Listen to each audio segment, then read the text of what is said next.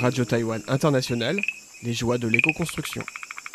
Bonjour à toutes et à tous, c'est Sasa qui vous accueille pour ce nouvel épisode des joies de l'éco-construction.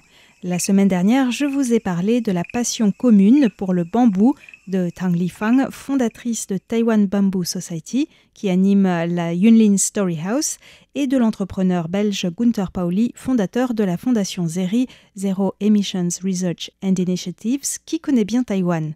Gunther Pauli s'est joint à l'architecte Sven Mouton et au maître artisan Larry Liu Wenhuang, pour concevoir un prototype de maison pop-up entièrement en bambou qui peut se plier et se glisser dans un conteneur, un peu comme un origami, pour être envoyé facilement dans des zones sinistrées. Ça, c'était dans l'épisode de la semaine dernière que vous pouvez retrouver sur le site de RTI si vous ne l'avez pas encore écouté. Aujourd'hui, comme promis, je vous emmène dans l'atelier de Larry Liu, l'atelier Bamboula Tahejui. Il se situe dans le comté de Nantou, à Zhoushan, la montagne du bambou qui porte bien son nom puisqu'on y trouve du bambou en abondance, mais aussi des artisans qui travaillent le bambou. C'est aussi à Zhoushan que j'avais interviewé l'année dernière un autre monsieur Liu Zhaoming, qui avait aussi ouvert les portes de son atelier à RTI. Un atelier où il traite le bambou par carbonisation notamment. Lui, sa spécialité, c'est plutôt de réaliser sur le terrain les projets d'architectes qui travaillent avec le bambou, comme Gan Mingyuan par exemple, tandis que sa femme est plutôt spécialiste de vannerie en bambou. Larry Liu travaille quant à lui le bambou de manière différente. Ce qui le caractérise, c'est l'ingéniosité et la précision avec lesquelles il travaille ce matériau. Aux côtés de Gunther Pauli et de Tang Lifang, Larry Liu nous a tout d'abord conduits dans son magasin où sont exposés toutes sortes d'objets en bambou. Des plateaux sur lesquels servir le thé, des porte-cartes de visite, des tongs en bambou à la japonaise, des balles de football et surtout des boîtes. Car en fait, la plupart de ces objets, même les tongs en bambou, peuvent s'ouvrir et l'on peut y glisser un objet précieux ou un message secret, car la plupart du temps, ce ne sont pas des boîtes faciles à ouvrir. Ce sont de véritables casse-têtes chinois et ça prend beaucoup de temps avant de réussir à trouver comment les ouvrir. Je me suis bien sûr posé la question comment Larry Liu, artisan dont le travail a été récompensé par de nombreux prix, a-t-il commencé à travailler le bambou ? On l'écoute. Cela fait 45 ans que je travaille le bambou à Zhoushan. Depuis l'âge de 29 ans quand je suis retourné à Zhoushan jusqu'à ce jour. Je voudrais partager avec vous aujourd'hui ma philosophie de vie pour vous encourager à avoir de l'ambition. Quand j'étais petit, mon père fabriquait des nattes en bambou. Il voulait que je fasse comme lui, mais je le voyais travailler au soleil, alors j'ai juré que je ne travaillerais pas avec lui. J'ai étudié à Taipei dans le domaine de l'élevage porcin et j'ai travaillé dans une entreprise, mais je n'arrivais pas à joindre les deux bouts. Alors quand un jour ma mère m'a dit qu'elle allait venir habiter chez moi à Taipei, je lui ai dit « ne te dérange pas, je vais plutôt revenir à Zhoushan. »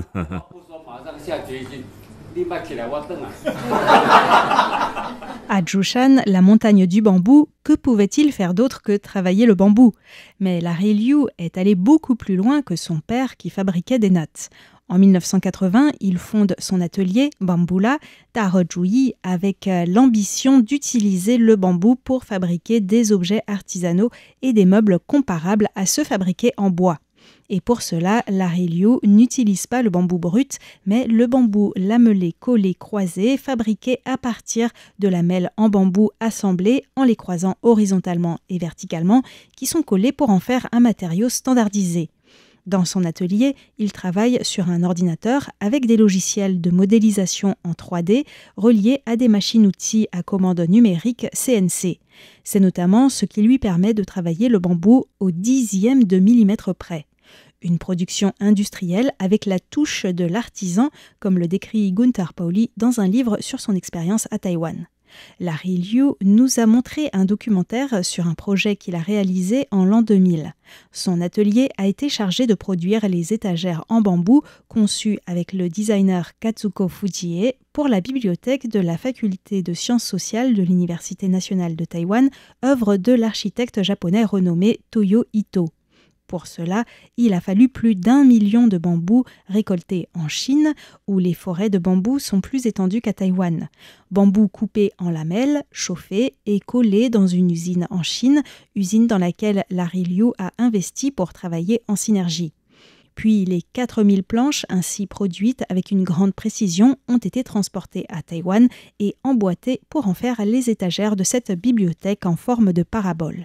Ce qui m'a surpris dans ce documentaire, c'est de voir Larry Liu au travail. En fait, la plupart de son travail se fait à l'ordinateur et ça, on peut dire qu'il maîtrise. Ensuite, il regarde les machines-outils couper les plaques de bambou.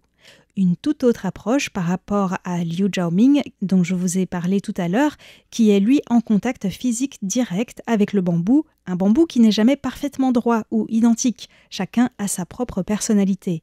Le travail consiste alors à s'adapter ou à réfléchir pour trouver l'endroit le plus approprié où le placer, ou encore à le chauffer pour le courber, mais sachant qu'il a aussi ses limites. Dans l'approche de Larry Liu, le matériau bambou a été standardisé en lamelés collés croisés, comme peut l'être le bois. C'est la précondition à l'industrialisation du bambou en tant que matériau pour la construction ou la menuiserie. Ce que fait Larry Liu serait impossible avec du bambou brut qui n'a pas toujours les mêmes caractéristiques et en plus qui travaille, comme le bois massif qui provient directement du sciage de l'arbre. C'est-à-dire que sa structure et sa forme évoluent légèrement au fil du temps en fonction du niveau d'humidité notamment, engendrant parfois du jeu dans les structures, ce qui n'est bien sûr pas acceptable si l'on veut industrialiser ce matériau. L'enjeu de cette nouvelle utilisation du bambou en mode lamelé-collé, c'est donc de permettre au bambou, grâce à sa standardisation, d'être utilisé de manière industrielle. De l'artisanat, on passe donc à l'échelle d'une usine avec un haut niveau d'exigence.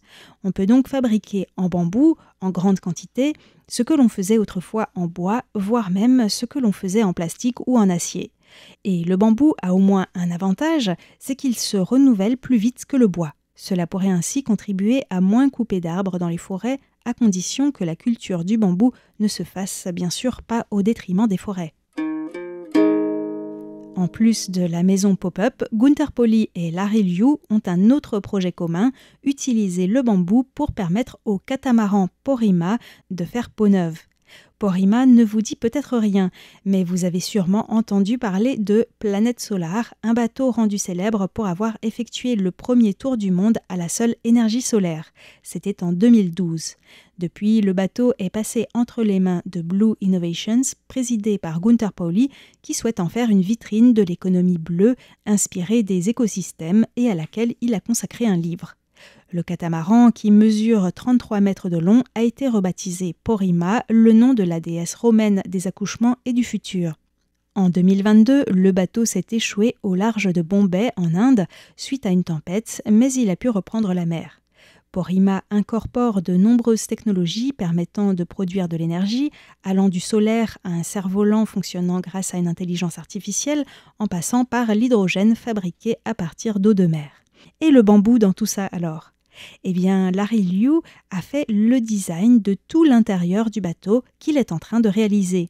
Il devrait être présenté dans quelques jours à Taïwan et cet automne dans le cadre de l'exposition universelle d'Osaka au Japon. Gunter Pauli, qui espère en faire un bateau école, nous explique quels sont les avantages d'utiliser le bambou dans un bateau. Alors avant tout, le bambou est très léger. L'avantage, c'est qu'il y a de nouvelles techniques de production de tailler le bambou qui vous permet d'avoir un bambou léger. Au bateau, tout ce qui est léger est bienvenu, parce que plus de poids veut dire plus d'énergie pour avancer. 2, la majorité des bois qui ont été utilisés dans les bateaux sont des bois en danger, des bois précieux qui résistent l'eau, mais aujourd'hui, on n'a plus ces bois à la disposition. C'est-à-dire qu'on a un substitut super écologique aux bois qui sont à la fin de la journée en danger d'extinction. Et le troisième avantage, c'est que plus clair, c'est naturel et clair. Si vous avez un parquet en bambou, vous ressenteriez la fraîcheur Quand vos pieds sont frais, eh bien, vous senteriez frais et vous avez besoin de moins de circulation d'air. Alors le bambou, pour nous aussi, est une beauté. Je crois que la combinaison nous donne une impression très zen, c'est-à-dire c'est la tranquillité. Cela fait plus de 40 ans que Gunther Pauli promeut le bambou et il nous explique pourquoi. Parce que le bambou pousse, on peut le couper, ça repousse. On peut couper un bambou 25-30 fois dans sa vie. Sur le plan écologique, le bambou a des avantages sans pareil. Parce qu'un arbre, vous le coupez, vous êtes obligé de replanter. Le bambou, c'est le contraire. Pendant 70 ans, vous pouvez couper le bambou et le bambou repoussera. 2, le bambou est un régulateur de la pluie et de la rétention de l'eau.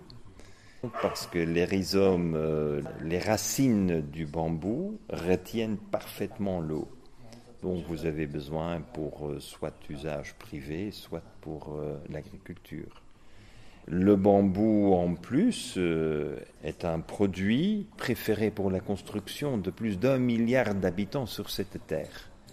Et nous, bien entendu, Européens, les Occidentaux, nous avons toujours le ciment, l'acier et le verre dans notre tête.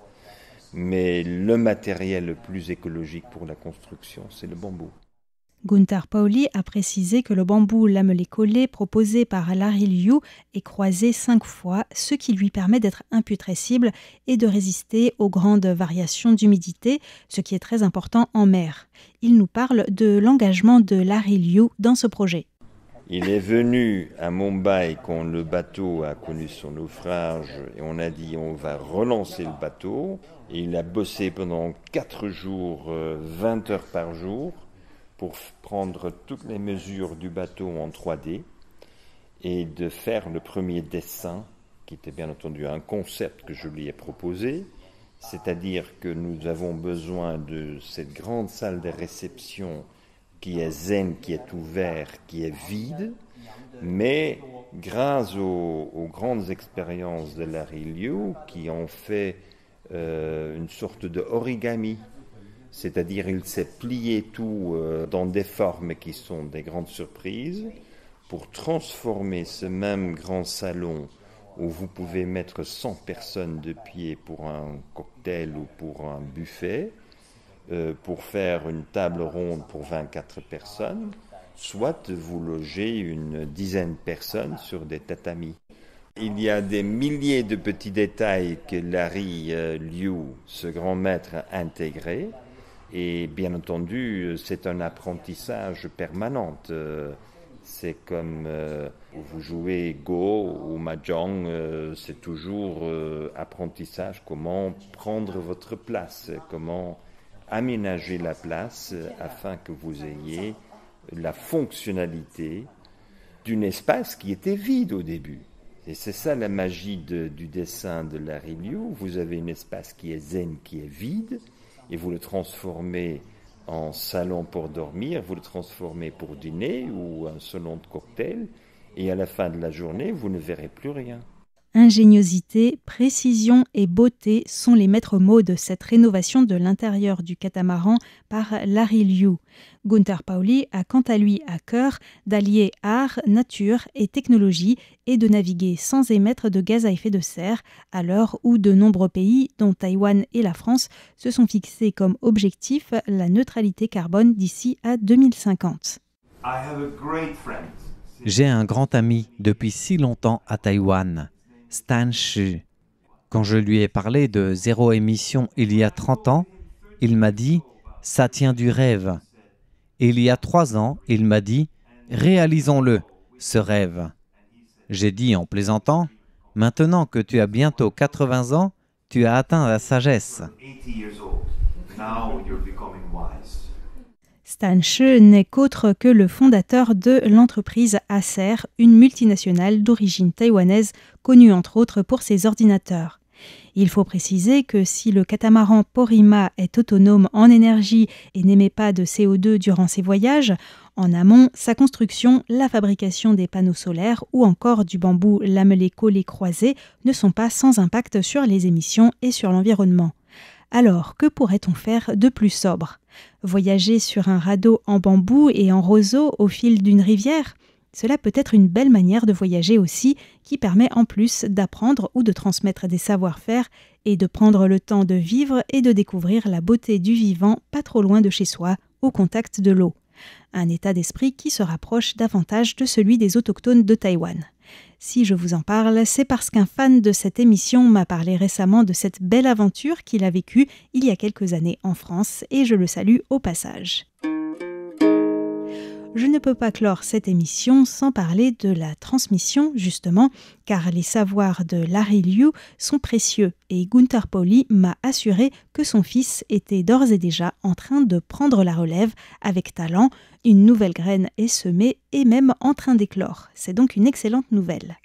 La semaine prochaine, nous allons encore parler du bambou, cette fois-ci direction Taidong, au sud-est de Taïwan. Je vous emmène visiter une exposition de magnifiques constructions en bambou intitulée Tectonics of the Island et organisée par Taiwan Bamboo Society. À très bientôt!